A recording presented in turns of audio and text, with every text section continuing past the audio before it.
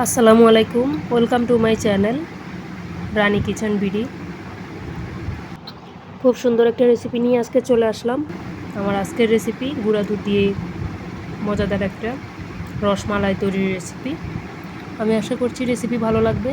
ভালো লাগলে চ্যানেলটি সাবস্ক্রাইব করে রাখবেন। চলুন রেসিপিটা শুরু করি।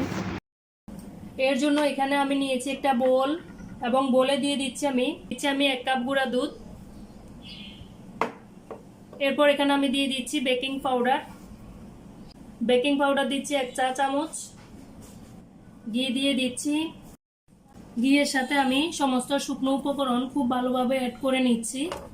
এমনভাবে অ্যাড করতে হবে যাতে সব গুঁড়া দুধের সাথে ঘিটা খুব ভালোভাবে মিক্স হয়। এখানে দেখুন আমার এটা কতটা মেশানো হয়েছে দেখে বোঝা যাচ্ছে। এরপর আপনারা চেক করে নিতে পারেন, এটাকে এভাবে দলা পাকিয়ে চেক করে নিতে পারেন। যদি দেখেন যে এরকম দলাটা হয়ে গেছে এবং এরকম চাপ দিলে ভেঙে যাচ্ছে, সেক্ষেত্রে মেশানো হয়ে গেছে, পুরো দুধটা ঘিয়ের সাথে খুব ভালোভাবে মিক্স হয়ে গেছে। তো এই পর্যায়ে এখানে আমি এটাকে একটা সাইডে রেখে দিচ্ছি। এখানে আমি একটা ছোট বাটি নিয়েছি এবং এর মধ্যে আমি দিয়ে দিচ্ছি একটি ডিম। এখানে আমি একটা ডিম দিয়ে দিচ্ছি এবং ডিমটাকে আমি একটা কাঁটা চামচ দিয়ে ফেটিয়ে নিচ্ছি।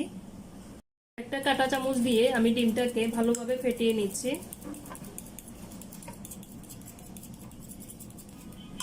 1 মিনিট ধরে এটাকে জাস্ট একটু ফেটিয়ে নিলেই হবে। আমার এটা ফেটানো হয়ে গেছে। এ পর্যায়ে এটাকে আমি গুঁড়া দুধের সাথে অ্যাড করে দিচ্ছি। অল্প অল্প ডিম দিয়ে ডিমের মিশ্রণটা একটু একটু গুঁড়া দুধে দিয়ে অ্যাড করে দিচ্ছি হাত দিয়ে। এটা অবশ্যই হাত দিয়ে করতে হবে, হাত দিয়ে করার চেষ্টা করবেন। ফেটানো ডিমটা আমি একটু একটু করে দিচ্ছি, গুঁড়া দুধটা অ্যাড করে দিচ্ছি। এরকম করে গুঁড়া দুধটা মোটামুটি আমার এটা অ্যাড করা হয়ে গেছে। খুব ভালোভাবে আমি এটাকে মথে নিচ্ছি। এখানে আমার গুঁড়া দুধের মিশ্রণটা আমার তৈরি হয়ে গেছে।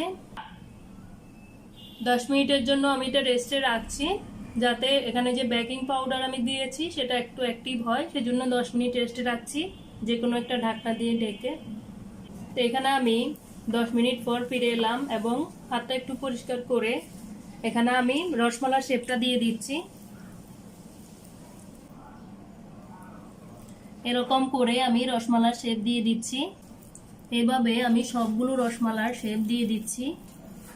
দেখতে পাচ্ছেন, এমনটা করে সবগুলো রসমালার শেপ দিয়ে দিচ্ছি। দেখুন, এভাবে সবগুলো রসমালার শেপ আমি দিয়ে দিচ্ছি। দর্শক দেখুন, আমার রসমালাগুলো শেপ দেওয়া হয়ে গেছে। রসমালাগুলো আমি শেপ দিয়ে দিয়েছি। এবার চুলায় চলে যাচ্ছি। চুলায় আমি একটা প্যান বসিয়েছি। প্যানে প্রথমে আমি এখানে আমি দিয়ে দিচ্ছি 1 কেজি দুধ। আপনারা চাইলে এটাকে গুঁড়া দুধ দিয়ে তৈরি করতে পারেন, সেক্ষেত্রে 3 কাপ পানি আর 1 কাপ গুঁড়া দুধ দিয়ে দিলেই হবে। তো এখানে আমার দুধ দেওয়া হয়ে গেছে। তো এই পর্যায়ে এখানে আমি দিয়ে দিচ্ছি 3টি এলাচ। এখানে আমি দিচ্ছি 3টি এলাচ। এলাচগুলো আমি একটু মুখ খুলে দিয়েছি, দেখুন, যাতে ফ্লেভারটা ভালোভাবে আসে। 3টি এলাচ ব্যবহার করছি। এবার চুলায় দুধে একটা বলক আসা পর্যন্ত আমি অপেক্ষা করছি এবং নেড়ে নেড়ে জাল করতেছি।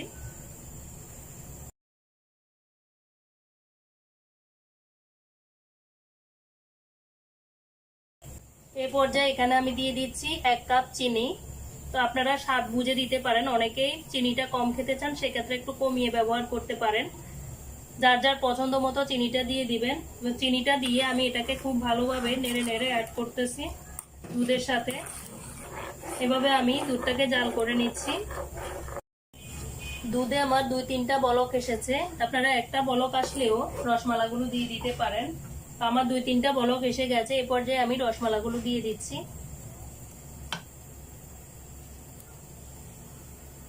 রসমালাগুলো কিন্তু একটা বলক আসলেই রসমালাগুলো কিন্তু ফুলে ডাবল হয়ে যাবে।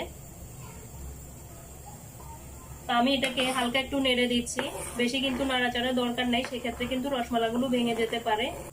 এই পর্যায়ে এখানে আমি ঢাকনা দিয়ে দিচ্ছি। দর্শক দেখুন, এরই মাঝেই আপনারা দেখতে পাচ্ছেন, নিশ্চয়ই দেখে বুঝতে পারছেন, রসমালাগুলো 2-1টা বলক আসলেই একদম ফুলে ডাবল হয়ে যায়।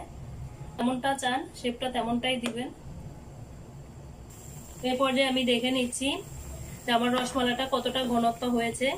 তো আপনারা চাইলে এটাকে আরো ঘন করে নিতে পারেন, আপনাদের পছন্দ মতো এটাকে ঘন করে নিতে পারেন। তা আমার এখানে আপনারা দেখে বুঝতে পারছেন নিশ্চয়ই আমার রসমালাইগুলো কেমন হয়েছে। এরকমটা একদম ফুলে ডাবল ডাবল হয়ে গেছে।